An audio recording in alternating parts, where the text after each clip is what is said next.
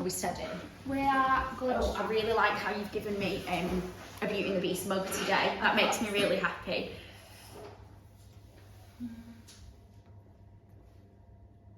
Sorted. Hi guys, welcome back to Fit as a Fanny. Jem, Sam here.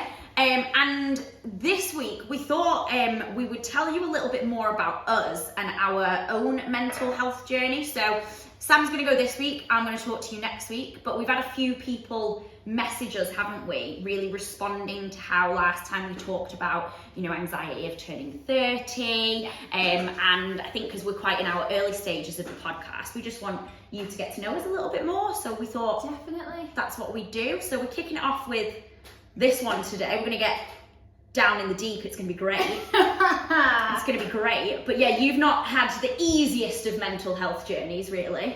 No, but also, like, I don't think we would say that mine is also as tough as a lot of other people Yeah. have had it either. So mine all realistically, mine all stems from being 21, and my first ever proper relationship, really. So Yeah. So I was with somebody from being 17, and when you're like that age, that kind of like young relationship, you don't really know anything else.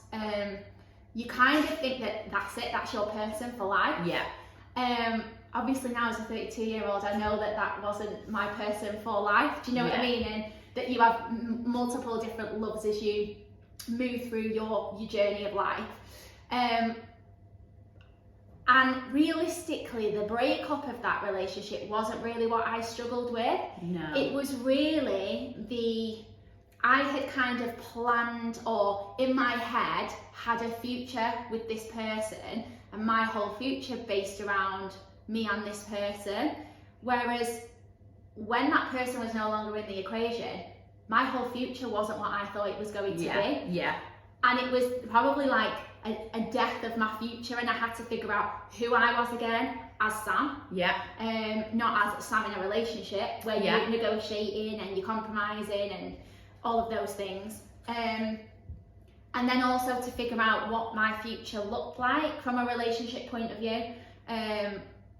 You know, things like, oh, well, who am I going to buy a house with, or am I going to do that on my own, or well, who am I going to marry now, like am I going to have kids, all of those things. So I realistically, a lot of my mental health and my mental health journey actually stems from there, and kind of, again, not having control of what my future looked like. Told you we were a controlling bunch. And what that looked like, and not being in control of that. So from that point then, now I know now that that's where it stems from. At the time, I didn't realise that's where it stemmed from. No. So I was kind of like just, you know, winging life. As we all do. As we all do. And I got to, I think I must have been like maybe 24, 25, and I'd been snowboarding, had a snowboarding accident, and ended up with severe concussion. So I had a helmet on, have always worn a helmet, but I ended up hitting my head and ended up with concussion, which lasted for 6 months. So got to a point where then, because of how long that had set in and the symptoms of severe concussion, tiredness, fatigue, demotivation, all of those things, which are actually very similar to depression and anxiety, then led into having bits of depression and anxiety. So after about, I think it was probably near the end of the 6 months, when the doctor had literally checked me over, I ended up with an MRI, and they checked me over when I'd come back off holiday. They were like, yeah, you've got no brain injury, there's nothing there that we need to be worrying about, but you've basically gone 10 rounds of Mike Tyson, in a nutshell. So if you think about like your brain being your head in a helmet, and it's ricocheted off the helmet, so your brain does the same thing, it ricochets. So I ended up with severe concussion. It was like 4 to 6 months, you'll feel absolutely fine. 4 to 6 months, like that's a long time to not feel great. And to also, like, what I call it is like a haze. Like, I didn't need glasses, but it felt like sometimes I needed glasses. Like I couldn't focus, but I could completely read words. Yeah. Like it was very, it was like this haze, this cloud that sat behind the back of my eyes. So anyway, we get to about 6 months in and I still didn't feel better. Like I didn't want to get up and go to work, and I love my job. Yeah. Like I do my job because I love it. If I didn't love it, I wouldn't do it anymore. No. I'd get out of bed for something else. Do you know what I mean? You can't do our job if you don't love it. No, because it's really not can't. easy. No, and most of the time, like it's really funny. Like I've always joked, like I'm going to be the first millionaire dance teacher, and everyone's like, not a thing. If anyone's going to make it a thing, though, I will make it a thing. it would be Sam. It's not a thing. Like in our industry, like you have to put in a lot of hours to reap any sort of financial reward. Yeah. So if you're in this job, it's not because you're doing it for the money. No. Like it's Not just, at all. It's just not. Not You're at doing it because all. you love the job. Yeah. And I was getting to the point where I didn't want to get up and go and do my job in the Yeah. morning, and it was hard work. And I'd try and train because I know the benefits of training on mental health and making yourself feel better, but I just had no motivation, and it was hard work. So I remember somebody turning around to me going, you just need to get a grip.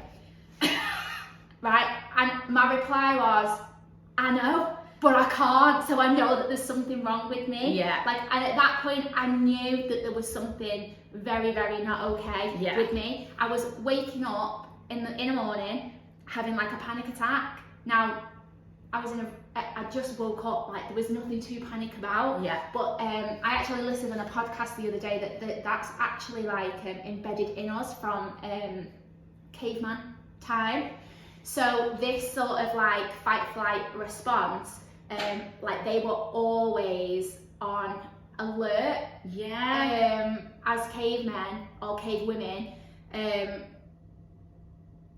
for like people coming to break into your cave. I don't know, do you know what I mean? Like, but like that's sort of like they were always. So it didn't matter realistically at what time of day, they were always on alert, and it is something to do with that. I mean, I'm probably going to have another read and explain that much better, but it's something that's actually inbuilt in us. So this fight or flight response, when you're in your sort of like most calmest of states, and that's how you know that. Right. Yeah. So I love driving. So I used to, from learning to drive, I would get in my car when I was stressed, and I would take a drive, and I'd go and get myself lost, a bit like a homing pigeon.